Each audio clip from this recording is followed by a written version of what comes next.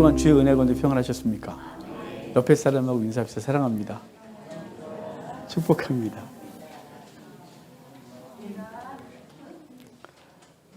제목이 있습니다. 제목 같이 읽겠습니다. 누구의 것이냐는 지난주 거였습니다. 주어였습니다. 같이 읽겠습니다. 산자의 하나님. 다시 할까요? 산자의 하나님. 네. 우리 본문을 보면서 부활에 대한 얘기를 오늘 본문이 하고 있는데, 오늘 이야기의 흐름을 지난주에서 연결해야 되죠. 지난주부터 네 사건을 통해서 예수님을 올무에 걸고자 하는 이야기들이 계속 진행된다고 했죠. 지난주에 기억하십니까? 지난주에 바리새파와 그리고 헤롯 땅이 와서 세금을 바치는 것이 옳습니까? 옳지 않습니까? 라고 물었고, 예수님께서는 가이사의 것은 가이사에게, 하나님의 것은 하나님께 드려라, 이렇게 말씀했어요. 근데 기억하십니까? 그게 그냥 돈 문제가 아니고 세금 문제도 아니고 중간에 어정쩡하게 얘기하면서 예수님이 피해가려고 했던 게 아니었다는 것이에요. 거기 본질을 기억해드리면 이랬죠. 이 형상과 이 글이 누구의 것입니까? 누구의 것입니까? 라고 했고, 거기 가이사의 형상, 가이사의 글은 가이사에게. 하지만 하나님의 형상은 우리. 그래서 우리는 하나님의 형상으로 창조되었으며 우리의 심령에 주의 말씀이 새겨져 있고 우리 속에 하나님의 말씀, 우리가 편지로서 하나님의 말씀인데 우리는 하나님의 것으로. 그래서 하나님 앞에 드려지는 삶을 살아라. 그래서 그들이 놀랍게 여기고 갔다. 이렇게 되어 있습니다. 올무에 걸려고 했지만 올무에 걸리지 못하고 그들이 진리를 듣고 가는 일이 벌어졌어요.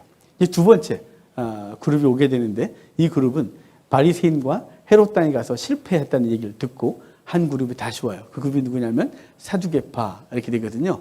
이제 우리 한 절씩 읽어가면서 볼까요? 23절 같이 읽어봅시다. 23절입니다. 부활이 없다 하는 사두개인들이 그날 예수께 와서 물어 이르되. 자, 사두개인들이 왔는데요. 사두개인들을 뭐라고 묘사하냐면 부활이 없다 한다 그래요. 이스라엘의 대표적 분파는 바리새파, 사두개파 그러죠.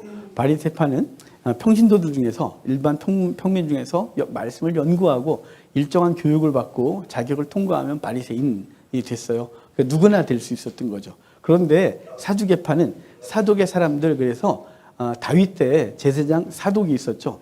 사독의 계보를 따른 사람들을 사두개파 그래요. 이게 주요 그 사람들은 누가 사두개파가 되냐면 혈통적으로 제사장 그룹만 가능한 거예요. 혈통적으로 제사장들만 가능한데 이 사두개파는 철저히 현세적이었어요.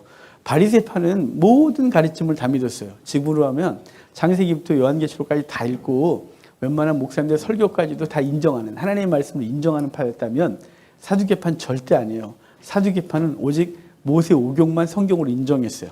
모세 오경만. 나머지는 성경이 아닌 거죠.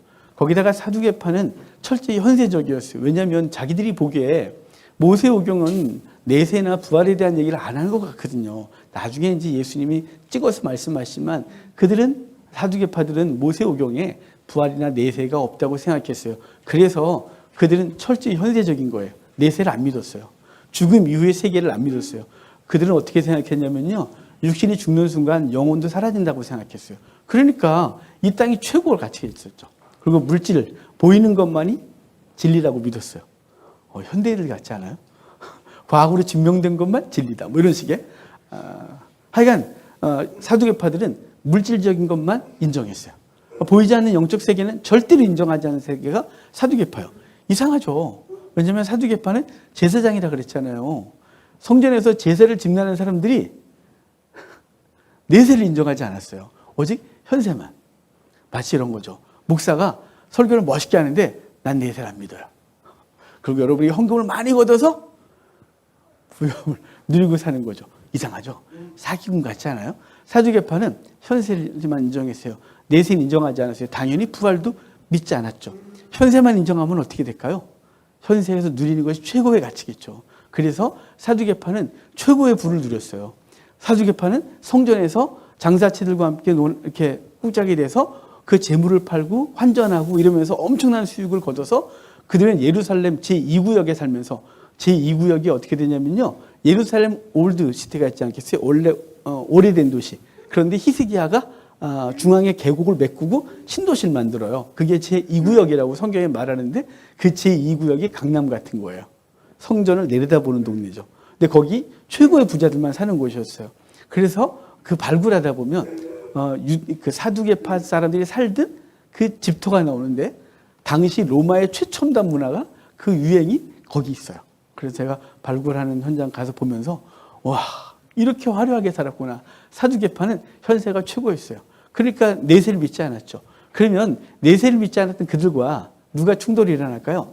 내세와 부활을 믿었던 모든 영적 세계를 믿었던 바리새파와 매일 충돌이 일어났겠죠. 바리새인들은 내세를 인정하고 부활을 믿었고 그리고 죽음 이후의 세계에 대한 소망을 갖고 살아갔는데 사두개파는 그런 거 없어. 이 땅이 다지 라고 하고 이 땅의 가치관을 갖고 살아가는 거예요. 여러분 사실은 우리도 하나님의 나라를 소망하고 살아가는 사람하고 이 땅의 것을 전부라고 여기는 사람하고는 삶의 가치가 다르고 자세가 달라요. 근데 우리 크리스찬은 사실은 이게 다가 아니라 이건 과정일 뿐이고 그리고 영원한 세계는 하나님 나라예요. 그리고 영원한 세계가 있다는 사실을 믿고 살기 때문에 이 땅의 가치에 계속 등 돌리고 그것에 영향받지 않으려고 애쓰죠. 비록 영향을 받지만 안 받으려고 애쓰고 이것이 큰 가치가 있다고 생각하지 않습니다. 그러니까 바리새파와 사두개파는 얼마나 충돌이 일어났겠어요. 근데 사두개파가 부활이 없다는 사두개파가 와서 지금 무슨 얘기를 하려고 할까요? 부활 얘기를 해보고 싶겠죠.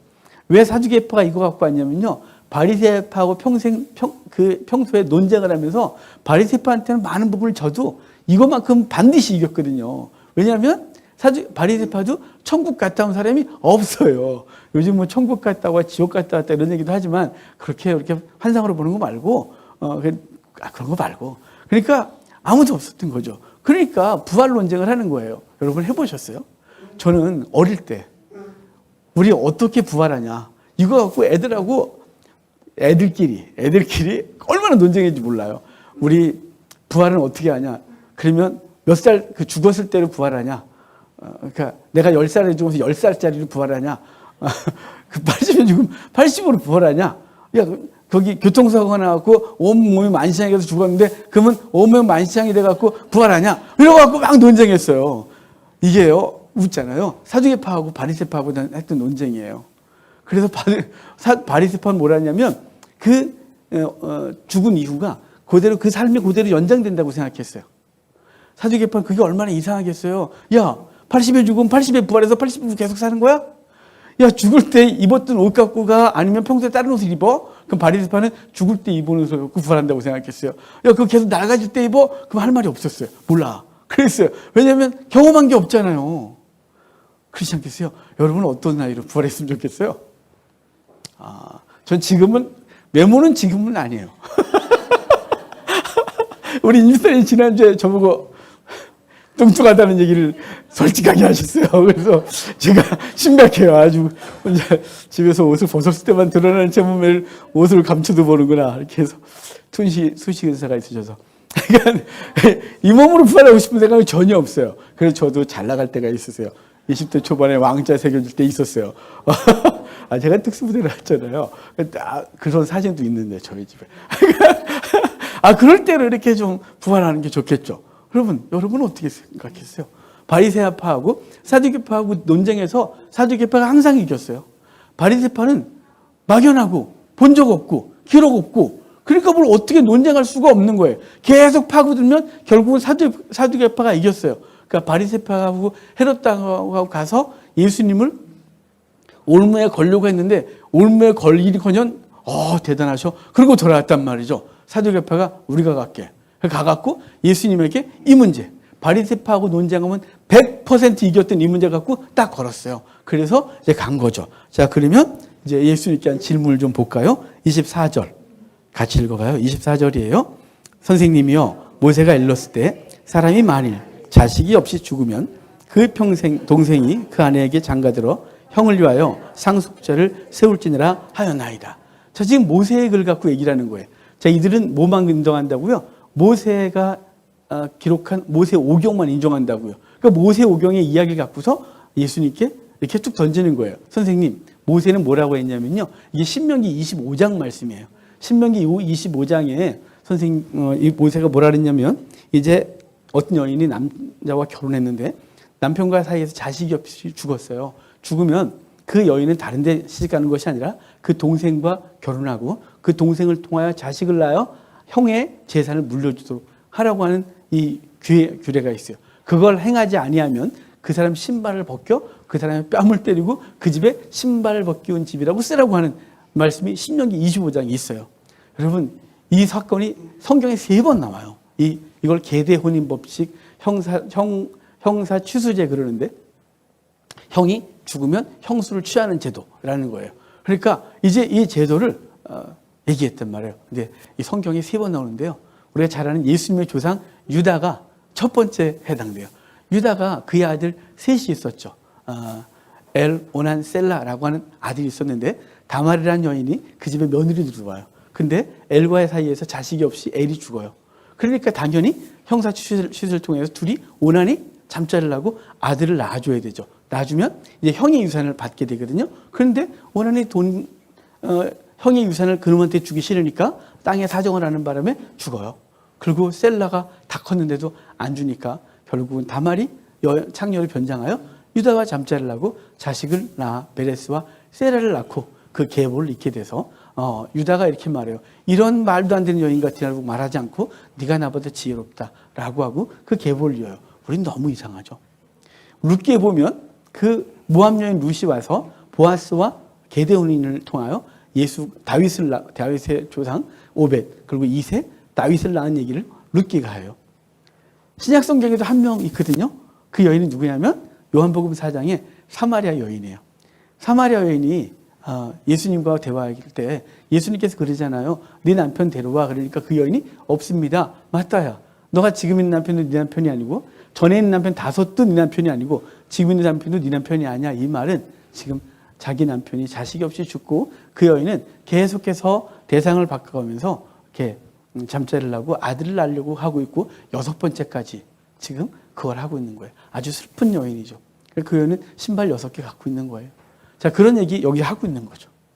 자, 지금 유대인들은 그것을 계속해서 지키고 살았단 말이에요. 그래서 모세오경에는 모세가 신명기 25장에 그 얘기를 했습니다.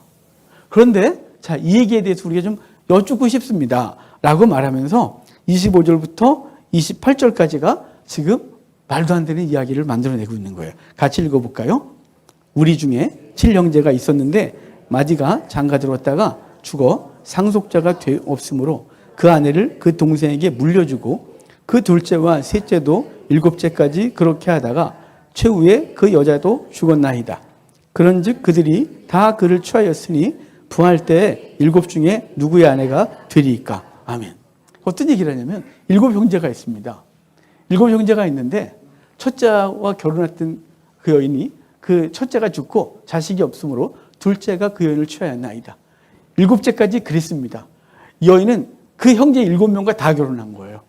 그래서 이제 그 7도 죽었고 그 여인도 죽어 천국에 갔는데 그러면 그 여인은 누구의 아내가 됩니까? 7명과 삽니까? 말도 안 되지 않습니까? 그럼 첫째 겁니까?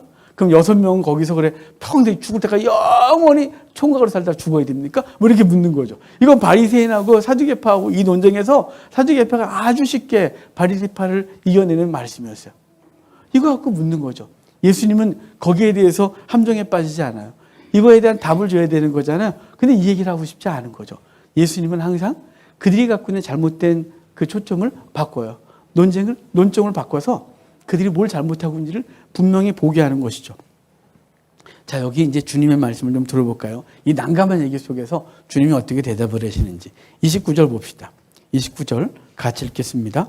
예수께서 대답하여 이르시되 너희가 성경도 하나님의 능력도 알지 못하는 거로 오해하였도다. 아멘. 여기 너희가 하나님의 능력도 성경도 알지 못한대요. 여기 성경도 알지 못한다 그러는데요. 그들이 모세오경은 달달달달 외우지 않았겠어요? 바리새인들은 구약 성경을 다 외웠어요, 거의. 아이들이 성인식을 할 때까지 모세오경은 암기 시키거든요. 그러니까 모세오경을 성인식하기 전에 다 암기하는 거예요, 유대인 남자들은. 그리고 그 이후에 성경을 계속해서 반복해 읽고 그들 속에 토시 하나 안 틀리고 외우는 거죠. 얼마나 놀라운 사람들인지 몰라요. 근데 여기 그러잖아요. 너희는 성경도 알지 못한다 그러는데 여기 이 성경은 모세오경을 포함한 여기 하이그라파이라고 하는 헬라어인데요. 이게 모세오경만 말하는 게 아니라 그걸 포함하고 있는 모든 가르침을 예수님이 말씀하고 있는 거예요. 바리새인의 가르침, 바리새인처럼 모든 가르침. 그러니까 구약에 그때 신약 없었어요. 창세기부터 말라기뿐만 아니라 그 선지자들의 일반 가르침, 또 랍비들의 가르침, 이 모든 것들을 다 성경으로 인정하면서 너희가 그걸 알지 못한다. 또 하나님의 능력도 알지 못한다. 그래서 너희가 이렇게 오해하고 있다. 이렇게 말하거든요. 이 오해하다 이 말이 뭔가 좀 약간 좀 잘못된 느낌이잖아요. 그게 아니라 너희가 스스로를 기만하고 있다. 이런 뜻이에요. 원래 언어대로 하면 너희가 스스로 기만하고 있구나. 그래서 다른 번역은 너희가 틀렸다. 이렇게 말해요. 여기는 우리는 좀 완곡하게 오해했다. 이렇게 번역했는데요. 그게 아니라 너는 너희 스스로를 기만하고 있다. 다른 성경은 틀렸다. 너희는 틀린 거야. 이렇게 말해보는 거죠. 엄청나게 주님은 세게 말하고 있는 거예요. 너네는 잘못된 거야. 너네가 스스로를 기만하고 있는 거야. 너네가 알면서 모른 척하지? 라고 하는 거죠. 이 문제가 얼마나 이상한지 알지 니들도. 이렇게 말씀을 하시면서 주님은 이제 천국에 얘기할 텐데, 자 30절 볼까요? 30절 같이 읽어봐요. 부활 때에는 장가도 아니 가고 시집도 아니 가고 하늘에 있는 천사들과 같으니라. 누가 이런 얘기를 하더라고요. 천국 가면 재미 되게 없겠대요. 그래서 왜요? 천국 가면 하루 종일 찬송한다면서요. 하나님을 영원히 찬송한다 그러니까 성가대 하듯이 매일 아침부터 자 파트 연습하고 자 그런 찬송이 아니죠. 그런 찬송이 아니에요. 또 이래요. 천국 가면 장가도 안 가고 시집도 안 가면 뭔 재미로 산대요. 재밌나 봐요. 자 그런 이렇게 농담 삼아 한 얘기지만 우리 사람들이 생각하고 있는 한계죠. 한계. 그래서 바리새인들도 사두개파들도 천국 가서 결혼에 대한 얘기를 하고 있는 거예요. 그래서 이 문제에 대해서 답을 못 찾고 있거든요. 근데 주님이 이상한 얘기를 하시는 거예요. 하나님 나라에는 장가도 가지 않고 시집도 가지 않아. 라고 말하거든요. 그러면 어떻게 살아? 이래 되겠죠. 여러분, 자, 시집장가, 결혼은 왜 하는 걸까요? 갑자기 표정들이 괜히 했나 봐. 이러세요. 몰라요. 그냥 어쩌다 보니 만났고 사랑하게 됐고 결혼했어요. 여러분, 주님께서는 결혼 제도를 왜 만들었을까요? 왜? 원리도 들어갑시다. 결혼 제도를 만든 이유, 그것은요, 생육하고 번성하는 게 목적이죠. 생육하고 번성하여 땅에 충만하라가 아담과 하와를 만드시고 그들을 사랑하게 하신 이유예요.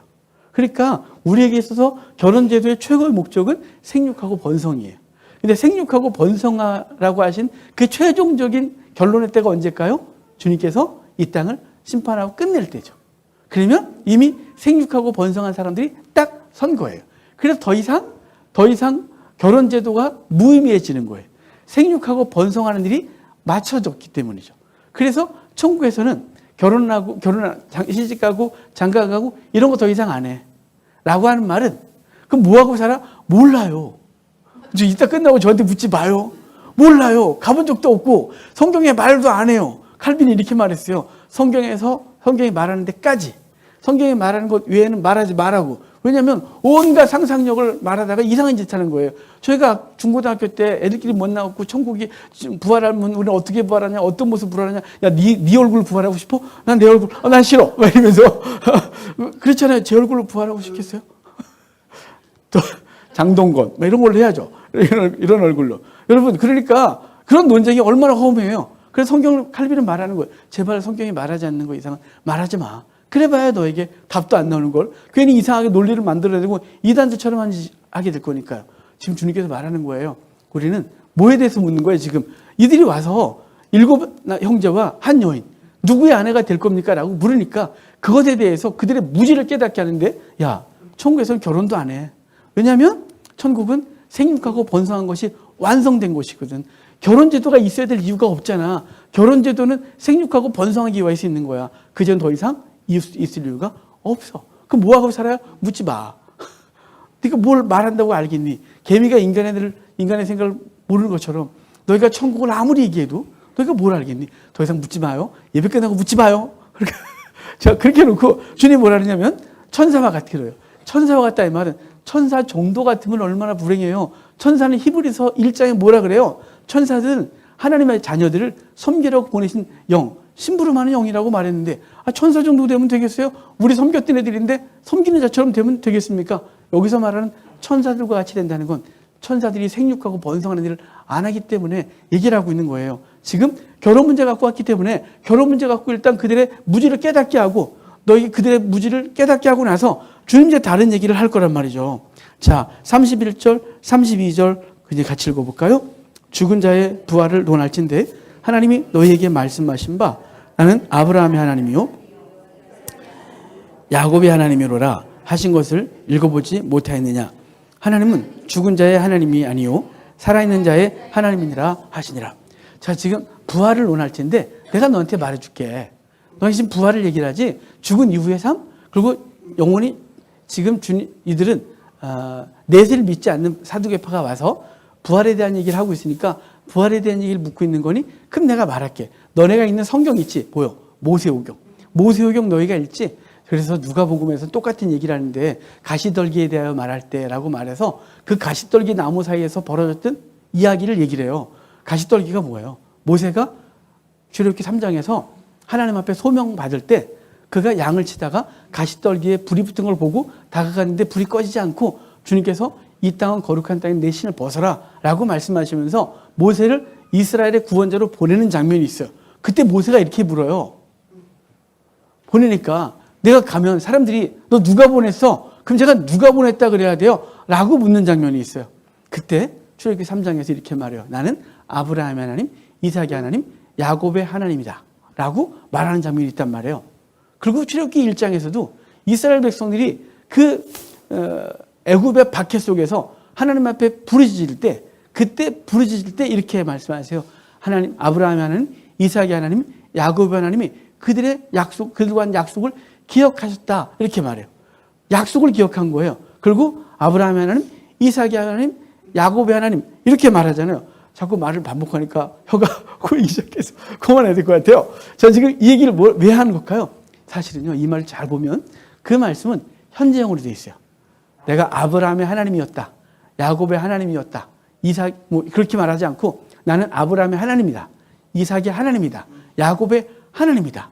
라고 말씀하셔서 과거가 아니라 지금도 그들의 하나님이라는 거예요. 이 말씀이 대체 무슨 뜻이냐면요. 여러분, 이 말씀이 나올 때 언약을 기억하게 한다 그랬죠? 언약.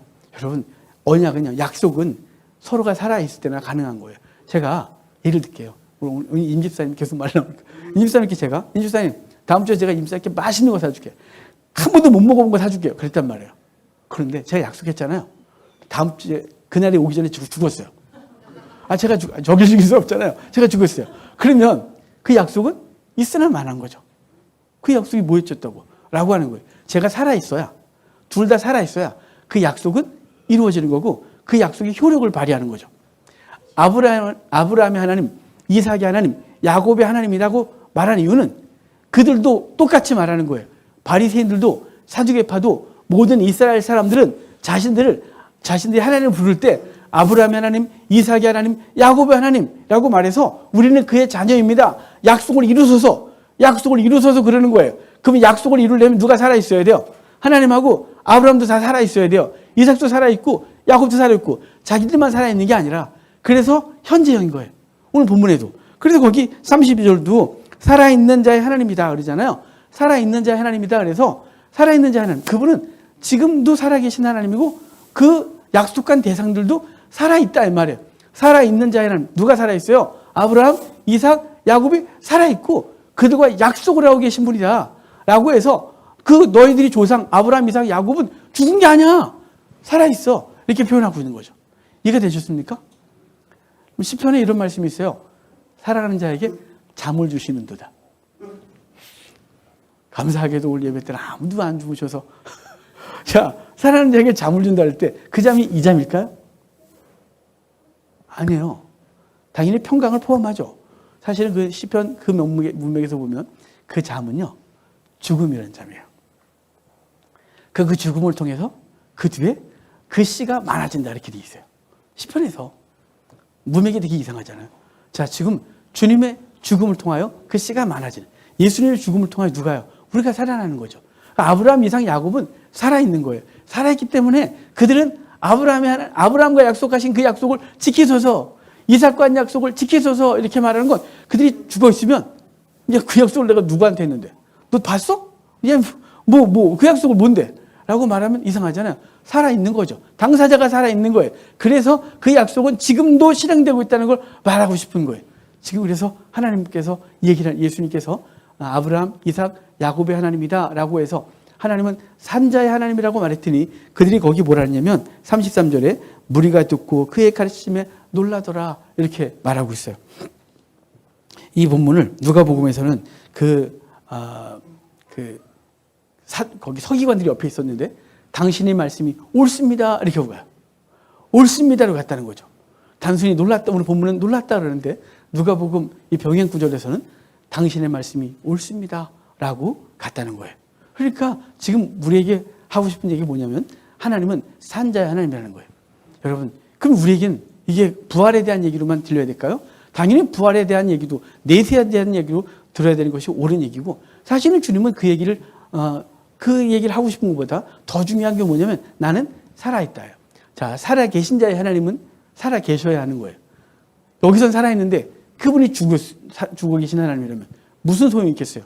살아계신 자들과 하나님은 둘 다 살아있어야 되는 거예요. 우리 하나님은 오늘 살아계셔서 산자인 저와 여러분과 함께하고 계시는 거예요. 그래서 우리와 함께 하시는데 우린 이제부터 우린 예수 그리스도의 죽으심과 함께 죽었고 그의 죽으심과 그의 살아나심과 함께 살아나서 그래서 우리는 주의 백성으로 오늘을 살아가는 거예요. 그러니까 죽은 존재가 아닌 거죠. 믿지 않는 자를 죽은 자, 믿는 자를 산 자라고 표현하고 있는데 이 산 우리는 오늘을 살아가는데 이제 우리는 갈라디아서에서 바울이 이렇게 말해요. 이제 내가 사는 것은 내가 사는 것이 아니요 내 안에 사신 그리스도께서 사시는 것이다. 이제는 나는 주님과 함께 살아가는 거예요. 그래서 우리가 살아가는 현장마다 산자의 역할이 있어야 되죠. 우리가 가는 곳마다 사망의 냄새를 풍기는 것이 아니라 생명의 향기가 풍겨야 하는 것이에요. 그리고 그 산자의 기도를 살아계신 하나님이 들으시고 구체적인 응답을 허락하시는 것입니다. 여러분, 그러니까 우리는 살아있고 우리 하나님은 살아계시고 그래서 우리의 일상은 그 산자의 하나님과 함께 동행하는 삶이 되어야 되는 거예요. 여러분, 예배를 드리고 돌아갔는데 난 현세만 믿어. 나는 사두개파처럼 현세만 붙들고 끙끙거리고 사는 존재가 아니라 현세가 어렵고 힘들어도 우리는 내세를 소망하며 이 땅의 환난을 능히 이기고 장차 우리에게 주실 영광을 좋게 비교할 수 없는 것을 여기며 이 땅의 것들이 아무리 좋아도 장차 우리가 받을 영광과 좋게 비교할 수 없다는 것을 믿고 우리 그 나라를 소망하며 오늘을 살아가는 거예요. 왜냐하면 만약에 하나님이 살아계시지 않으면 우리 오늘 예배드리는 것은 다 헛것이고 주 앞에 헌신하는 것은 헛것이며 주를 위해서 끙끙거리는 거 손해보고 사는 건 바보 같은 짓을 하는 것입니다. 하지만 하나님이 살아계시기 때문에 오늘 우리의 희생과 우리의 헌신과 우리의 수고와 우리가 우리의 삶의 자리에서 기꺼이 복음 때문에 죽는 그것은 의미 있고 가치 있는 것이죠.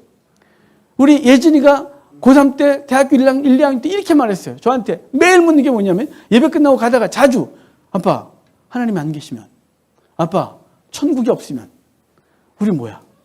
얘가 한참 고민되니까 그래 잘했어. 계속 고민해봐. 계속 고민해봐 그랬어요. 그렇다가 아무리 말을 해도 설교 무지하게 듣고 그래도 그래도 결국은 어느 날 하나님과 만나고 하나님의 귀한 은혜를 입고서 지금은 사역자가 되겠다고 가서 선교하고 사모가 돼서 열심히 사는 걸 보면서 지금은 우리 집에서 제일 충만해요. 그래서 우리 만나면 우리 큰딸 예림이가 와, 넌 어떻게 그렇게 해?